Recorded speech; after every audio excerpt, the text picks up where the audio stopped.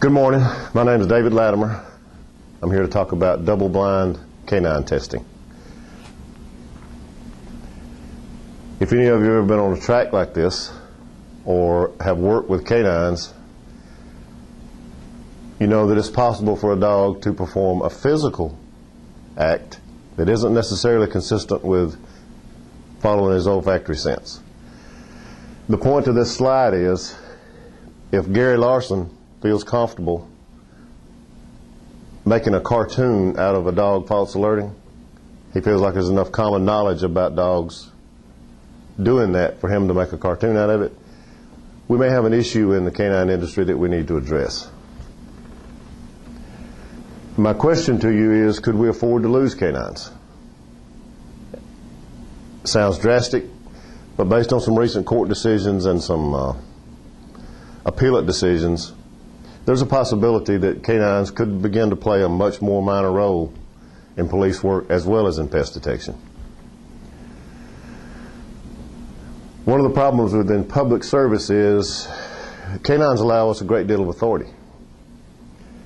They allow us to detain people without really making an arrest. We can hold somebody against their will while our dog searches a car.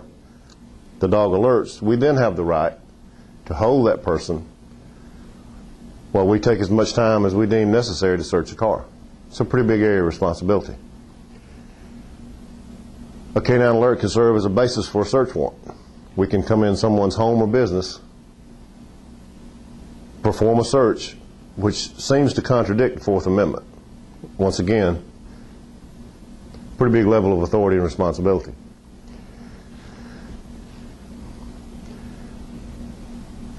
We have had some abuse of this authority, and of course this makes us targets.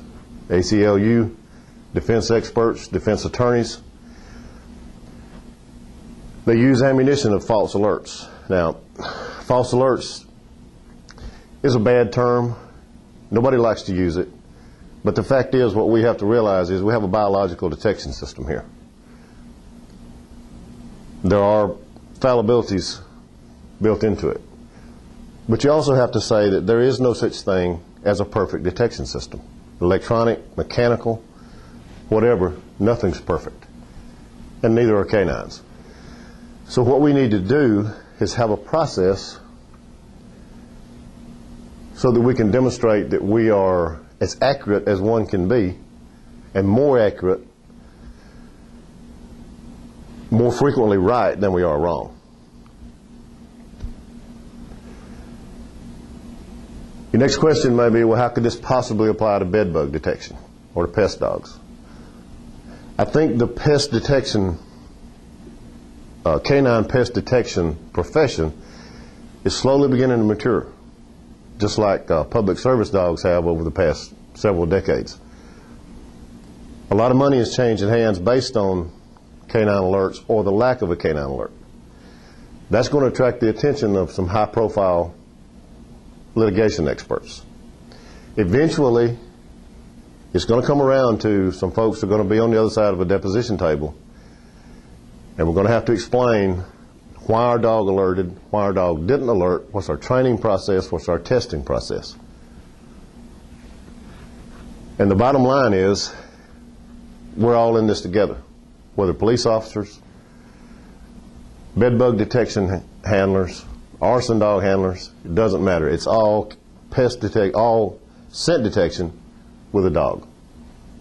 This is exactly why WDDO was formed back several years ago, because we wanted to bring together and unite with a common goal, common interest, to advance the profession of canine scent detection from both the pest detection world, public service. We all have the same goal, and that is to advance the profession of canine scent detection. So, double-blind testing, what is it? A basic description of double-blind testing is, it's a method wherein no one in the room knows where or if hides are present. And we think this really simulates the real world. If you get called, if you're a police canine handler, you get called to search a car, you don't know if anything's in that car. And you certainly don't know how many things might be in that car. You go search a business, you don't know where they are, if they're there. So we think you need to test like you work. Everybody knows the old adage, train like you're going to work. So if you test like you're going to work, the results will typically be better. So what does double-blind testing do? We think it minimizes human influence. For those of you who are familiar with a recent study conducted by Dr. Lisa Litt at UC Davis, she tested 18 dogs and handlers, and a simplification of her test was she set up several different scenarios. These were explosives dogs and narcotics detection dogs. She set up several different scenarios, and in one of the scenarios she placed a red piece of construction paper, and she told all these handlers there is a hide behind this red piece of construction paper, when in actuality there were no hides. Uniformly, these 18 teams alerted at that piece of construction paper. Now, there's of course things we can discuss about the number of teams that she tested is not enough to represent a statistical average, and I'll grant that. But 18 teams performing false alerts simply because a piece of red paper is hanging on a cabinet indicates a little bit of an issue. Obviously, there's some human influence. A piece of construction paper would be meaningless to a dog. So the human handler had to have applied some type of pressure, some type of influence on the dog in order to get them to alert at the place that was flagged. Now she also had searches set up wherein hides were placed, and the dogs for the most part were successful. Pretty good find rate. But that's the way most certification tests are structured now.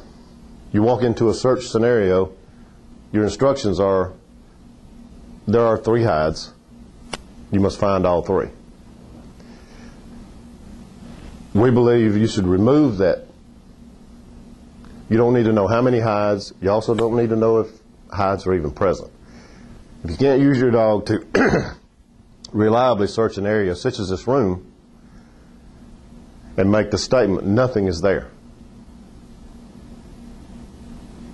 then there's some kind of issues that you need to address. Your dog needs to be able to find it if it's there, also rule out its presence if it's not there.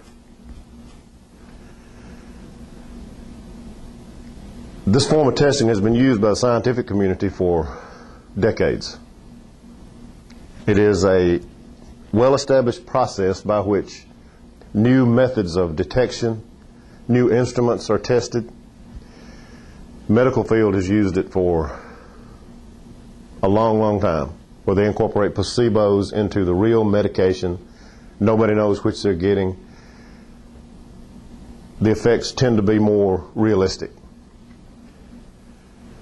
But more importantly for us as a profession is courts tend to view double-blind testing as a valid method of evaluating the performance of a detection instrument. And by the way, I think dogs should be considered, dog teams should be considered a valid detection instrument.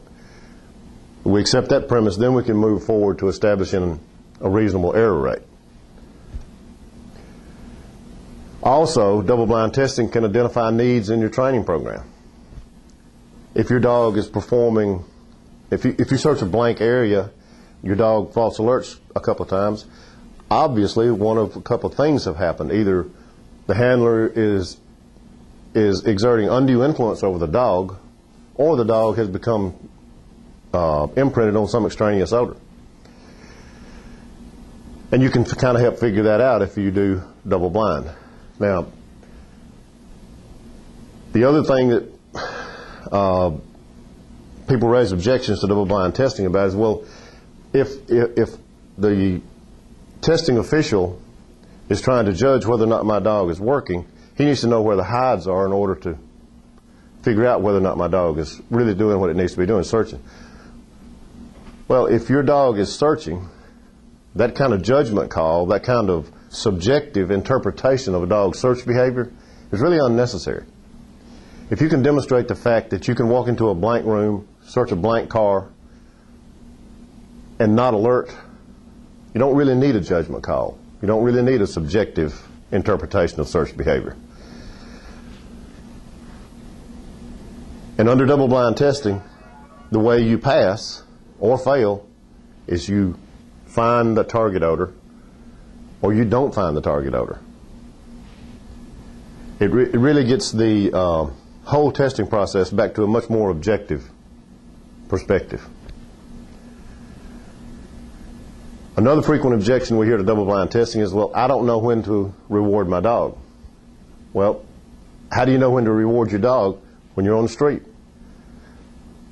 If the guys already knew dope was in the car, what they call you for? So you use the same kind of criteria to reward your dog in a double-blind test that you use when you get a call out on the street. The basis for the objection is, well, if I reward my dog on a false alert, it's going to raise a training issue. He's going to start false alerting. Well, if your dog's training is so fragile that one alert, you reward that dog on one alert, and from there on out he's false alerting, you may have an issue that you need to go back to your trainer and discuss. Dog training should be much more solid than that. We talked a little bit about this, and I've never been a fan of these judgmental calls about, well, your dog was, quote, in odor. Anybody ever heard that phrase, in odor? That's kind of like the checks in the mail thing. Your dog's in odor, he should be working towards source and should be performing an alert.